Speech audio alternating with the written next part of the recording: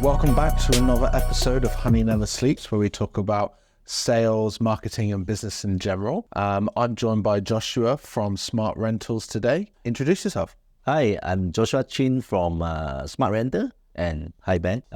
Thanks for the invite. Yeah, so tell us a little bit about SmartRentals, kind of set the scene. What do you guys do? What's your role there? We started the business since 1999. Me and my co-founder, which is my wife, we started as low as 5,000 ringgit. That's how that time. The first 10 years, we are doing a lot of, we focus on refurbished or second-hand laptop and PC. The first 10 years, we're doing a lot of trading. The second 10 years, we actually ventured into smart flexi rental, which is a short-term, 1 day, 1 week kind of rental solution, IT equipment. And then 2019, we actually embarked into a new what we call new business plan called SmartRental. What we do is a contractor give a subscription model using. That means we provide customer easy entry, and at the same time, every 2 years we refresh your hardware. Basically, it's a brand new model. And that's like it's kind of like a hardware as a service, or like a SaaS, but we get fresh laptops for all of our team, and every 2 years we get a new model. You're right. Okay, very interesting. And I know that over the last, more than 20 years in business, you are going to have seen hurdle. In fact, the fact that you started your business with your wife must have been a challenge in itself, and also very exciting. Work and life become incredibly merged. Maybe tell me a little bit about that. Wow, yeah. A lot of people ask us about secret to work together. Yeah. I think 80 to 90% of the entrepreneur can't work together with the wife. Yeah, I think I'm lucky one in the sense that my wife is quite flexible, and at the same time she's also quite smart. She know how to handle me. You shouldn't say quite smart. You said smart. She's in the room right now. She can accept what you might say, and I just need to pay the price. Yeah. So I guess a lot of compatibility. She is a risk taker too. I mean, when we look at the characteristic, a lot of things is crash, but me and her actually is quite compatible. Both of us like flexibility. We also risk taker. We also not looking at money too big, so we lose the money, we still can sleep. Yeah. You know what I mean? Right. But some women say, hey, darling, I need to put this FD, I need to put this. But she is really a entrepreneurial nature. Actually, she's willing to take risks together with. I think that's a key component. Yeah, that's I think really important. I'm not in business with my wife, but I joke with Shook. Right. Shook, my business partner, I joke that she's my work wife. Okay. Because we have a shareholders agreement, like a marriage license, which is like all of my wife. Yeah. And having that partnership is so important, and because for Shook and I'm sort of big picture, lots of ideas, high risk taker, sales driven, and she's very operational. Let's kind of weave very all the dots now. Let's get things very detailed. Yeah, and it's worked super well. So obviously you and your wife have been able to successfly coexist through 20 years of business, 24 years of business and life and raising a family. Right. And I understand that today we're at a 92 million valuation, but previously it was a lot tougher. You were close to I think there was a year where you had a 2 million loss. So, there are lots of people in business now who are perhaps struggling. Right. There's an economy downturn. Right. People are worried. How did you turn that situation around? Right. How did you get to such a successful number? I guess business actually is exactly like how martial art practice. I'm a 7-dan black belt. I practice martial art. Mm-hmm. So basically, you are outside the ring where you are fighting with the competitor, which is you don't know who are they. You also don't know how good are they, right? So the first 20 years, we actually take the money and then we actually open after third year, actually, I go to the bank and I managed to raise quite a number of money. So, and then we go to open multiple chain store. Okay. So eventually the chain store business don't work well. So basically we have to close all the chain store, and front to back, we burn all the money, which we need to pay back. So you launched a retail stores, chain store, like IT stores. Yeah, the IT store. Sure. Yeah. I think I also quite savvy in the sense that half I only own, half I do licensee, a bit like franchise. Yeah, yeah. I think it's smart, but actually risk. when the market turned, I think that is 2004. A new computer always at 3,000 plus. Suddenly Acer come out a Centrino model at 1,007. So it hit against our business model. So we have no choice but to close. We take 3 years to prepare, 2 years to open for 12 shop, and then we take 1 year to close down all the shop, and we burn all the money. So That money was loan from the bank. loan, so it wasn't a burn money. It was like You had to pay back. debt. Yeah. You have to pay back. It is very painful that time when we closed down the shop, when I sit down in my only shop, which is located in Kuchai, and basically you have 2 million debts, which every month you have to pay or service the bank loan for 45,000 plus a 60,000 kind of operating OPEX. So every month without it, you have to earn 100,000 to pay debts and pay operation. So if you are not careful, you bankrupt. Yeah. That is the challenge. And that's quite a volume of laptops that you need to sell every month to be able to get that kind of profit. 100,000 every month. Yeah. So basically, I think that time I come across another concept called GP culture, cross profit culture. What exactly we do is, computer can be very huge numbers. I sell 100,000, I sell 1 million, but your GP rate can be 1%. Yeah. Can be 10%. I know all too well. So we design our plan, everything surrounding with this GP, and then we craft out the GP to the department, to the head of department with the profit sharing. So that actually turned around the business. So you, if I understood this correctly, you essentially said, right, this is the GP number we're selling to, and then this is the commission or the shared profit that each head of department gets. Correct. So rather than say keeping the profit, you distribute it amongst your team. Yes. Okay. So we turn to be a hybrid. Instead of normal, you employ your staff, you expect them to work, and then the staff work for you and hope and pray after year end, you give them bonus. Yeah. Every month you take your bonus. Yeah. You have the numbers to meet, and this number you hit, you take the percentage. Yeah, performance led completely. It's a hybrid model. You got a basic, but you have a very high growth ceiling. So you motivate them, right? Yeah. So I would say this is like a real estate or insurance model. Yeah, very similar. Yeah, but come with a basic. Yeah, so enough basic to survive. Like you can eat, you can have a shelter, you can drink, but you need to make money if you want luxuries and things. This also allow you to have a flexibility to talk to your people, because some people say I want so high, some people say I want so low.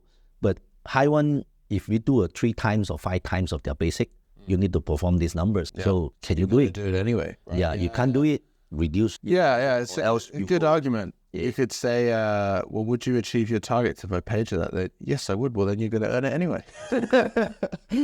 So you can call people's bullshit, right? So it's very logic based. In fact, based on the salary, common sense is 3x. 1x is your salary. Yeah. That means, let's say you take a 5,000, you just need to produce 15,000 GP, or rather the cross profit.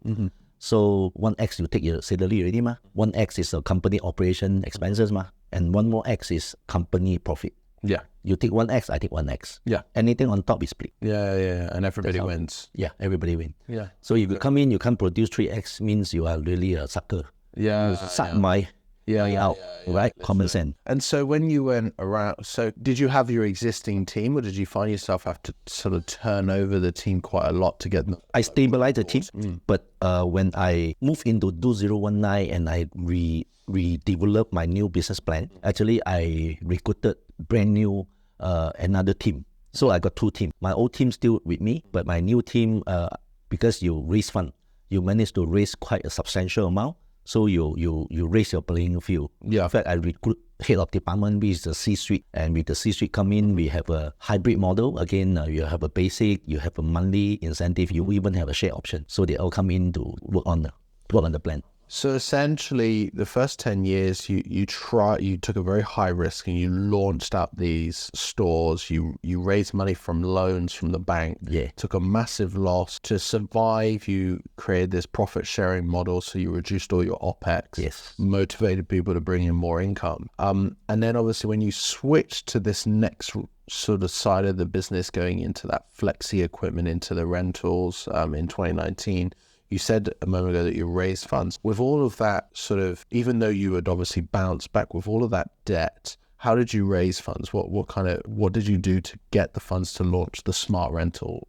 element of your business? We soul searched for 20 years, and then I attend a lot of courses. I attend a lot of speaker. I found out that especially in US or in Europe, what they do is the people who start up, they actually have a business plan, and then they raise fund, and then they go into their business scaling. Yeah. Whereas ASEAN or rather Malaysian, what we like to do is we think that we can do this business, we can earn some profit, then we start the business. So when I got the idea, and then I'm looking into the whole process, where number one is the business viability. So we actually engage a consultant. We pay them a couple of 10,000. Okay. And the consultant do business plan development. He build your pitch deck. He build your fires projection. He do a market research. This is something that I think 90% of the startup don't do. We just, okay, I got this product, I got this dish, I think I can make money. Yeah. But we do not go and do the market survey. We don't do the how big the potential of the market. Yeah, they typically do like a super generic market research. They go, how many businesses are there in Malaysia? Okay, I got 1 million. There you go. That's my market opportunity. I got 30 million users. Yeah. That's numbers. But when you do that, then you have a very clear direction. And then at the same time, that is 2019. I pay a consultant where we built the whole pitch deck. And coincidentally, Alibaba Crowd Startup Competition come in to conduct a pitching competition. And my deck is ready. And with the deck, I can go into competition. And from I think KL region, I think we got almost 80 companies, and we become top 10. Oh, wow. Yeah, so this is something, I mean, it gave me encouragement because the chief judge is from Alibaba. What they tell us is, George, your business model in China is very stable. I'm surprised in Malaysia, nobody do this. I said, wow, interesting. So that gave me some encouragement. Yeah. It's when you get sort of that social proof, right? From leaders in industry, well, regardless of their industry, you hear that's a great idea. I can't believe people aren't doing it here. We're doing it elsewhere. Right. It definitely fills you with the confidence to, okay, let's go. Yeah. And so now that you've gained that confidence, you come top 10 in this pitching competition. How did you then go and raise funds? Did you go the traditional way? Did you go VC? When you want the thing, you walk a little bit, win, you have so confident, right? Yeah. Then the good thing is the advisor who built the deck with me, Josh, it's time to go and raise fund. I said, okay. How? Who should I go? How? Go and talk to your friend lah. Okay. I go to all my surrounding friends, all the SME bosses. Hey, bro, I got this businessman. I work 8.5 million. And then they, what? Yeah. Your company is only doing like 3 million revenue with a profit less than 100,000.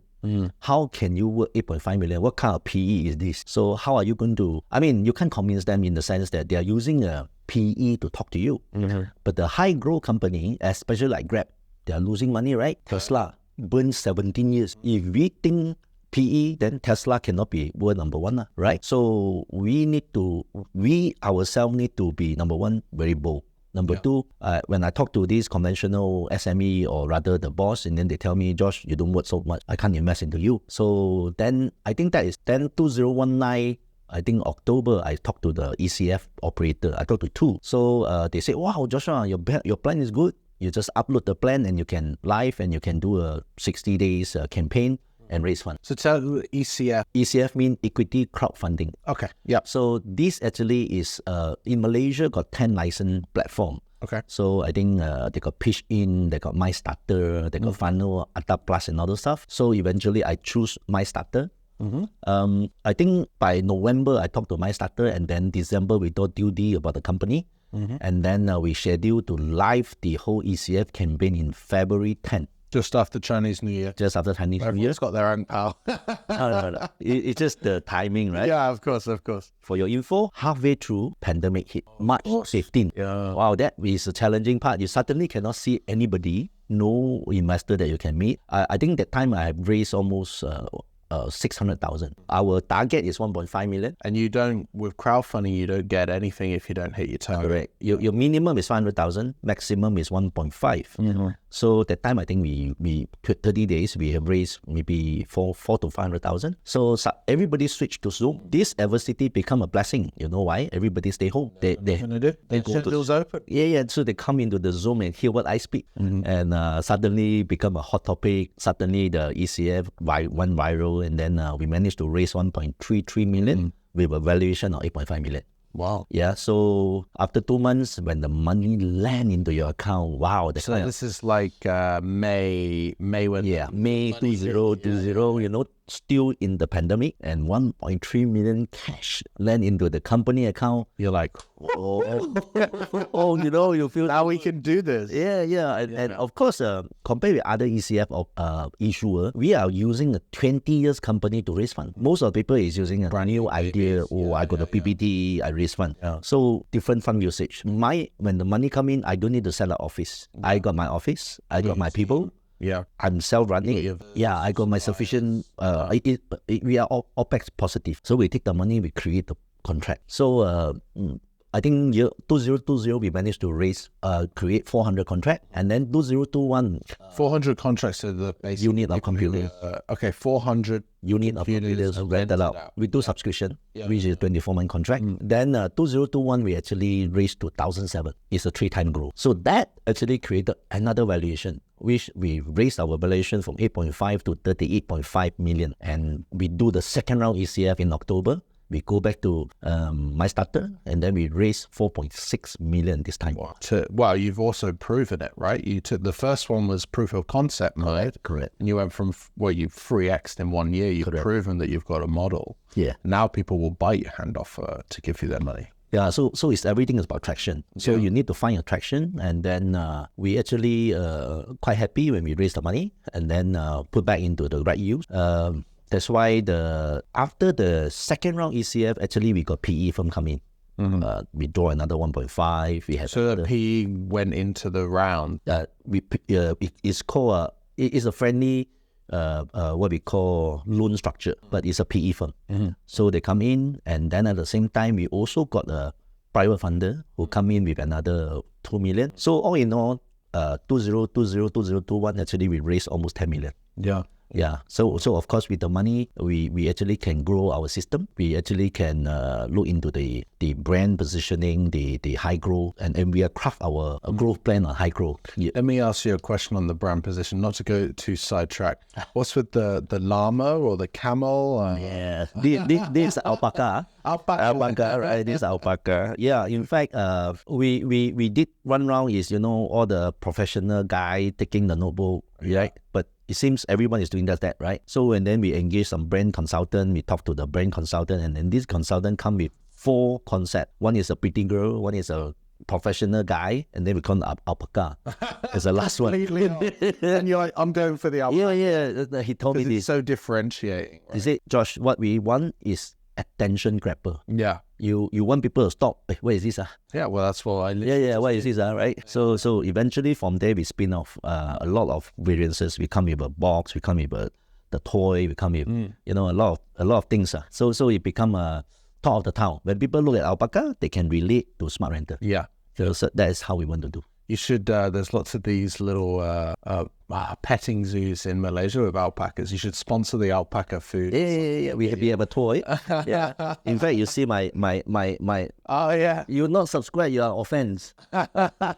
Essentially, ECF. So obviously you know, before you raised this money, you had this business idea, and, you know, really you weren't making any money. Yeah. Before. But then you go into the subscription model, and now after all raising all this money, are you still burning, or are you now? Oh, we are OPEX positive. Yeah. But if we are high growth, because our business actually is we buy hardware, and then we provide needs or kind of a subscription where we rent it to them and we collect monthly. So actually that predictable recurring revenue. Fixed revenue. But the thing is, we also enable the customer to be very easy to be on tree. But that actually come with financing. Yeah. The financing muscle is from us. Yeah. So we keep on need to raise money to fund the whole projects. Yeah. So in a sense, you are loaning money in asset form. Correct. And then the subscription. So obviously no one's going to nick your computers and they have a value. Of course, it depreciates, but essentially you're making money on renting versus the depreciation, and also renting versus the asset in value and returning that. Our business is a little bit unique because most of the people who trade computer is they make one-time profit. That means I sell you the computer, I mark up 5%, 10%, that's my profit. But for us, if we can do the first round, which is our Smart Agility program, we use the new one, target SME. Then after they use for 3 years, they return the computer to us. We can actually refurbish the computer to the next one with a lower price. Then after that come back, we actually go into CSR. We actually sponsor a B40 student to use a computer with service for 1 year. Okay. So the whole ecosystem come with prolong the usage of computer instead of creating e-waste. And at the same time come with a whole ecosystem to fund the B40 with service. That is very critical, which I think nobody can do a very good CSR to the B40 students because of 3 major problems. Number 1, they donate, take a photo, go back. The machine is so obsolete that you can't even go Zoom. Number 2, computer needs service. If the B40 got problem, they go to who help them? Who's the IT guy? To the IT guy, and they say, oh, this one cost you 300. The B40 was stuck there, right? And number 3, if government or someone give them a new one, very likely the father or parents sell it. Because B40 need money. This can convert to cash. So we are contractual gifting. We are not going to give you the computer, but let you use for 1 year. A bit like I loan you a book. You use it properly. We hope to break the vicious cycle so that they use the computer to learn, to earn. Then you will see a better future. It's really, really nice. And that, one really great thing about that is that you're giving back to the community. So with all the success you're seeing now, you're not just running away and go, hey, where's my yacht or something silly. You are giving back and you're maximizing the usage of the equipment because there's so much IT waste these days, right? You have a computer for a few years, you throw it out. Look at our phones. We get a new phone every 2 years, right? That's really nice to hear. And do your clients really jump onto that part of your brand? Like they like also knowing that this is giving back, the decision makers. This whole ESG model only starting this few months. Before that, we just very focused to rent you ask you to subscribe. We actually encounter a lot of rather mindset tricking. Why? Because most of the ASEAN boss, what they do, I want to own the computer. I want to own the asset. But computer 3 years later, zero value. Why you want to own it? So, and then number 2 is SME boss, I can't afford it, use until the computer spoil. But how do you compete with your big guys? Why the corporate don't buy? They go for leasing. 24 months, 36 months, hard refresh. They put the computer down, they change a new one. So we want to put the experience to the SME and individual. You don't stick to your computers, you just use it. And then we can prolong the usage. And also with an SME, take my company, today we're a bring your own device company, but we can't be that forever or even for much longer. There's a variety of reasons why we can't, IT security being one of them. And also just, when you have talent, not everybody has a good machine and efficiencies and so on. So then going, okay, so let's say I need to buy 100 computers for my staff or 50 computers, depending on how big your organization is. And you're like, holy crap, you 50 times what, 5,000? Depending on their role, it starts to add up very quickly. And then it gets scary. It's hard to invest. You maybe don't have that cash flow sat in the bank ready to spend. Most SMEs do not just have a ton of cash waiting to be spent on hardware. So having that rental option, it's the same reason why subscription as a service software is out, because people don't want to spend millions of dollars on licensing forever.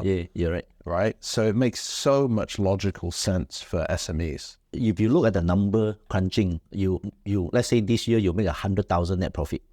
This 100,000 net profit, let's say you're going to buy a 20 unit computer at 3,000 is 60,000.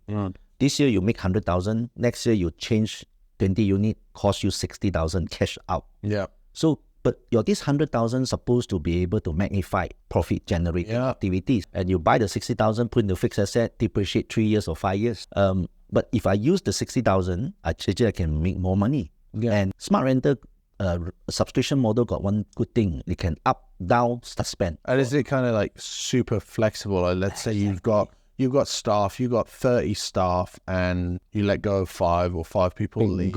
You can you just send the laptop back, no problem, Exactly. and your subscription reduces immediately. We have all these mechanisms. Yeah. We just build an extra 2 months. You return the unit, and then when you got new kid on board, we actually send you another unit. Yeah. It's It's so part of the onboarding process, essentially. and then you just burn 100 ringgit a month. It won't cost you. And then even you buy a unit belongs to you, and then the staff use for 6 months, and then someone resign and put aside, and then new people come. Boss, this unit not suitable. You have to buy another one. Yeah, yeah. And then also you need an IT department. One of my first jobs was in IT, and we had a whole like massive space stored of old computers. Yeah, right. And so new starter, you go and set up the computer. It's crap, it's dusty. You got to try and make it work better. And then there's always the phone call. My computer's not working. Yeah. There's always a ticket, something stupid where you got to turn it off and on again. And then that comes as a cost. Yeah. Even more so, right? So it makes so much strategic sense for SMEs to make that switch. You're right. And so you raise a lot of money. You found something that is super scalable because you've been scaling consistently. What kind of, like, how did you get it scalable? You launched a brand new brand, a brand new feature or type of product. How did you get from 400 to, that 3x mark? How did you get from 400 to 2,000? My mindset actually, I also based on this. I think China got this wording called internet plus micro-commerce. So what we do is we are looking at 2 angles. At one angle is the consumer side. We want to craft value. For example, 87 ringgit a month is 2 ringgit and 70 cents a day. You will have an i5 laptop, branded laptop to use. So it's very affordable. But at the same time, once you subscribe, you become a reseller. So I have my technology side. I will create a affiliate link for you. So you just send the link out. You tell people, hey, how good our SmartRental, and then you will override. So you went B2C and B2C. B2B2C. Yeah. So you got a company, right, to buy or to subscribe to, let's say, 10 computers. Right.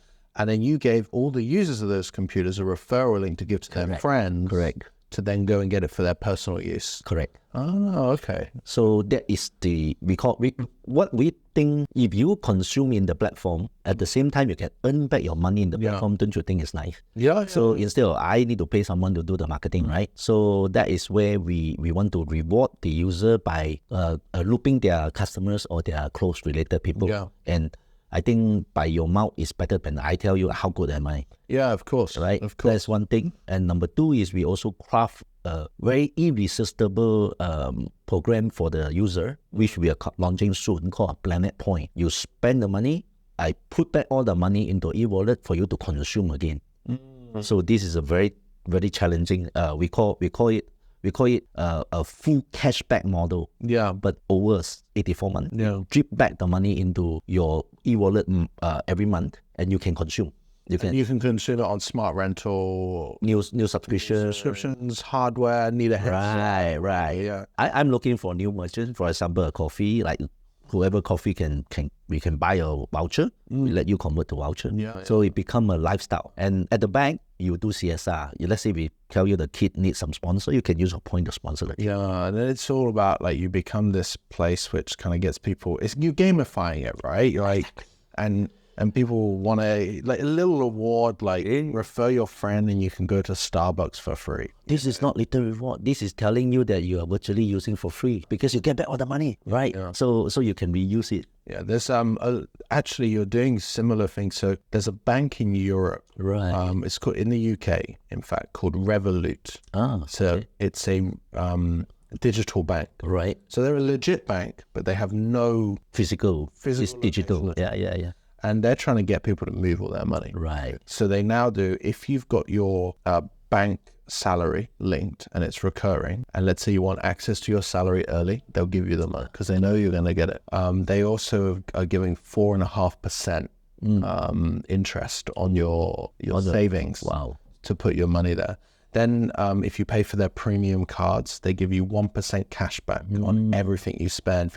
And they're doing all of these things to just bring people in, and it works. Yeah, this disruption model. Yeah. You are using, I guess, can't run away with tech. Yeah. That's why we are looking into tech, where the tech actually will will supercharge our business model. Disruption is all about tech now. Using tech combined with the conventional consumer behavior, and then we reward the behavior. Yeah. I think that is a future. As long as you build it into your profit model, it makes sense, because there's a lot of companies that try and retain clients Correct. by rewarding them with money or some form of monetary thing. And then when they stop rewarding, because it was like a program that they were running, they stop. People are like, where's my free money gone? Right? So if you're going to do it, you can never stop. Right. Which means you've got to build it into your GP, right? Yeah. And I assume that that's what you guys have built in. This wingback system is built into how much profit you make. Yeah. Basically, you need to consume in the future subscription. So actually it's future discount. Then number two is we also limited first 20,000 contract. Okay. So basically after 20,000, I will scale it down. Yeah, maximum. Now maximum, because you're willing to take the risk with me. Yeah. We are not so established yet. So let's reward you. But after 20,000 unit, I think I'm somewhere there. I will reduce it. Thinking about your business scaling, obviously there are millions of SMEs in Malaysia. Right. And actually SMEs make up the most employers. Yeah. They employ the most number of people. So you've got the right market to get the most amount of users. But how do you scale beyond that? Are you thinking about going to other markets? Are you thinking about leaving Malaysia and going next door to Singapore and then going over to other Southeast Asian or even Australia? Definitely this business, if you go to Southeast Asia, especially Indonesia, Vietnam, Cambodia, Thailand, is a huge event. But you need to have a muscle. You need to have a huge capital rollout. It's not a trading model where I ship you the computers, you sell there. This one requires setup, require the whole system deployment. Perhaps your next raise. We are considering IPO NASDAQ. Okay. We are considering that. Basically, it's very excited because we can see the response from the user. They like it, and at the same time, we are serving. We are adding a lot more into standard trading model. So trading model is you just buy the laptop, no relationship. Yeah. Me and you, like just like you said, we have a subscription agreement.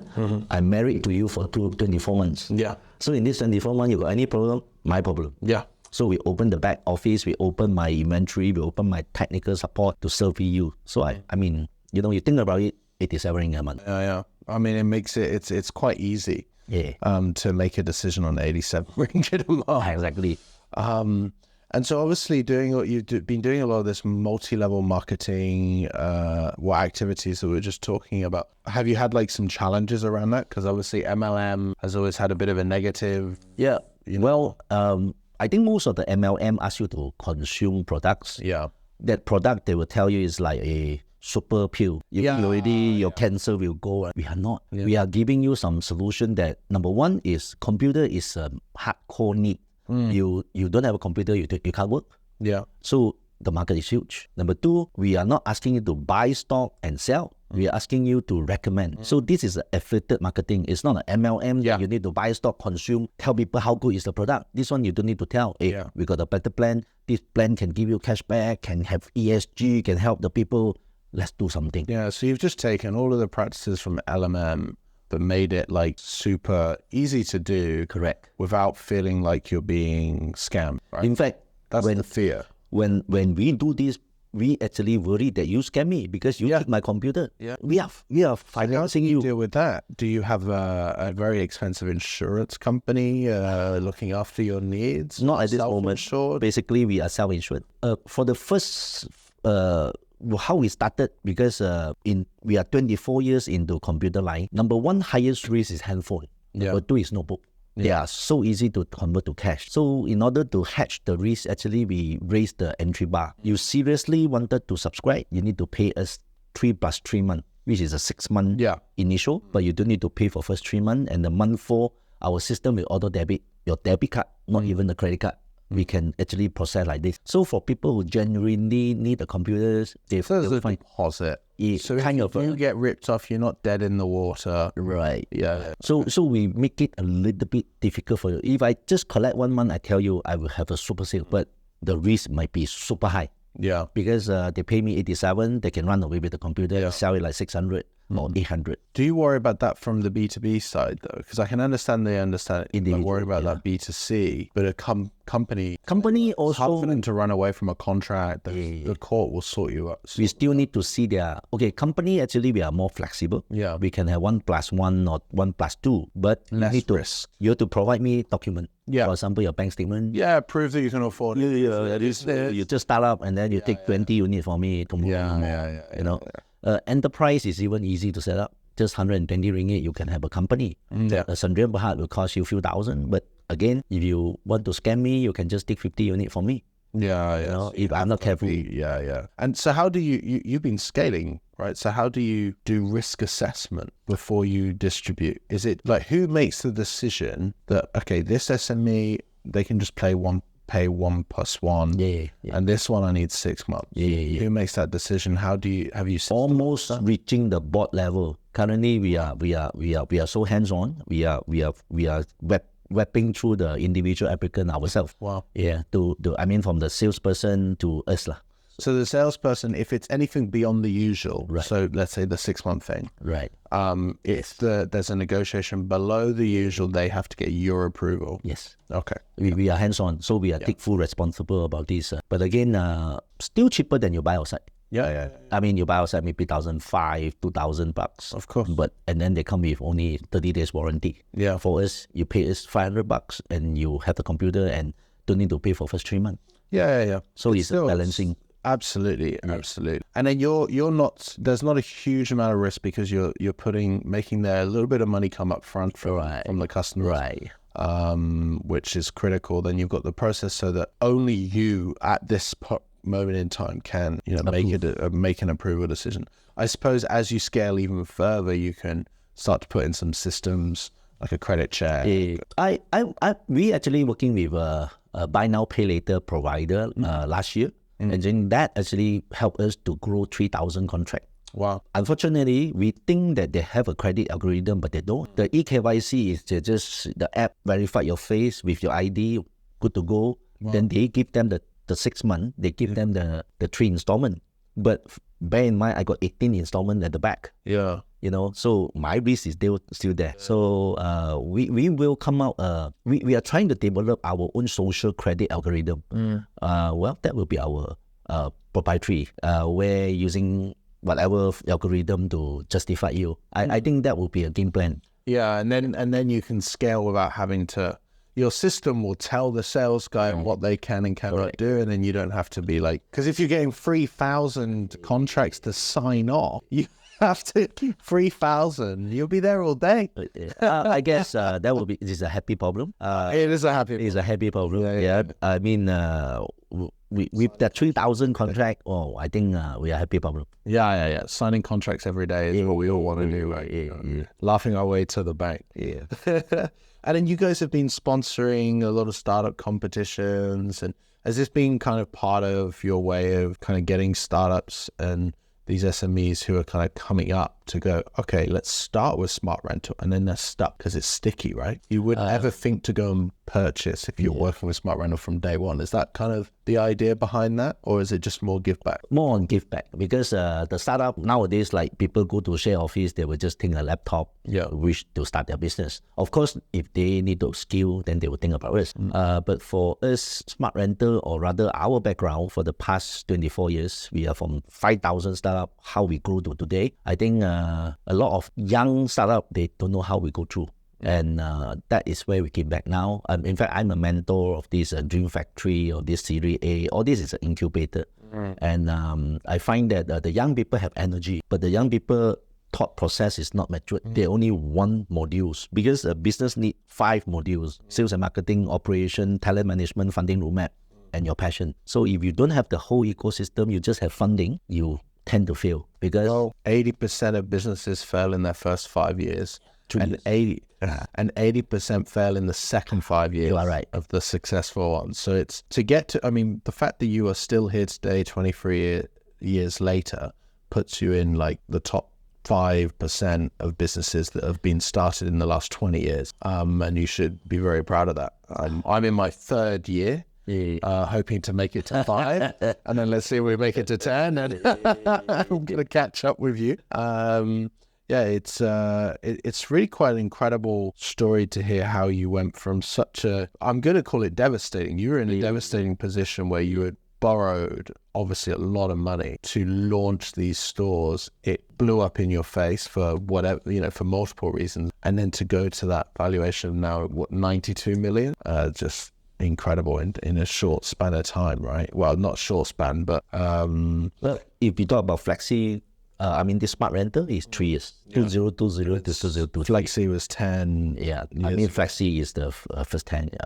But the real valuation kick in is 2020. Yeah. So it's 3 years. And that's where it really just started to just work and work and work. I think talking about young people, like we were a moment ago, that grit and determination was probably the big reason why you and your wife have been able to really scale. Right. And survive. I think business owners, we're a little insane. Right? Entrepreneurs, we're a little insane. We take on pain that just doesn't make sense. Yes. Right.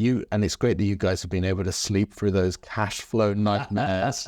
I can't deny that there have been sleepless nights that I've, right, where you're worried and you're stressed and you put yourself through so much torment. But that grit and determination and being able to pivot when you need to adapt has obviously worked so well for you and your firm, and you must be super happy. And then you said your boys work for you? Just started 2 years. Yeah. Is the idea to pass it down, or is it more just you can have a job here and you've got to earn your right? Yeah. That's the second. Because I find that my business is too complex. Yeah. Unless and until they really want to take over. If not, I'm building the C team. We are looking at the IPO it, and then at the same time let the professional manager do it. Yeah. Have you ever watched the TV series Succession? No. It's very good. Yeah. Don't let it happen. Yeah. Okay. And obviously, a lot of people watching and listening to this podcast are, they're in their own businesses, entrepreneurs in their own right, just kind of getting started, or even thinking about getting started. What kind of advice would you give them if they're going to get into this kind of world? I think compared with 20 years ago, I think you got so little what we call venue for you to start business. But now, in fact, our staff can just download a Grab and drive a Grab, go to Lazada, go to Shopee and sell, and you become a guru, consultant, blah, blah, blah. So it fall back to how big you want to go, what the velocity, how you want to play your space, right? The balance of life is what you choose to play. I'm very, very, some people ask me, hey Josh, how old you want to work until? I say, well, Mahathir 94, I think I can work until 94, as long as I'm not sick. Basically, you are in the position of learning, keep evolving. I think that is excitement. That actually gives us the motivation. Yeah. Money is a result of what the sequential decision that you make. But if you ask me about advice for a startup, I think you need to balance, because money alone can't make a good startup. So the passion of the founder to be successful, and then they're willing to learn and evolve, because it's come back to martial art. Today you are black belt 1 dan, but the competitor outside, they are black belt 7 dan, like me. If you intended to come in and do a computer subscription, welcome to my game. Yeah. But you are fighting with me. Yeah. So you can see the depthness that we have compared with a startup. It's the same. Any idea that you have, your depthness, you are starting with, in martial arts, it's called color belt, because you come in color belt. But outside, you already got black belt, 9 dan. So how can you evoke that? Require you to go deep, very deep. Other than that, I think startup not only about flexibility. No, we like the idea of we can freely excel our idea, make a lot of decision, but the decision come with consequences. The 2 million loss, remember, that is a decision of a consequences that we fail. Yeah. Right. So then after that you learn, and then at the time you evolve. So now you have a valuation, but all these things is a sequential learning, tweaking, pivoting. So it's a very huge project. Yeah. Business is a very, very complex, because it's not because you want, it's because the market. The consumer is become sophisticated. I like this speaker say about 3 triangle to look at the world. Number 1, you look at yourself. Number 2, you look at the competitor. Number 3, you look at the user. 3I look at the world. So when you have this angle, maybe you can come out with a better solution, or rather a vision that pull you through a longer time. Well, thank you very much for that. I really appreciate it. Thanks for coming on the show. Thank you so much. Yeah, thank you, guys. Thank you. All right, thank you, everyone. And we'll see you on the next episode.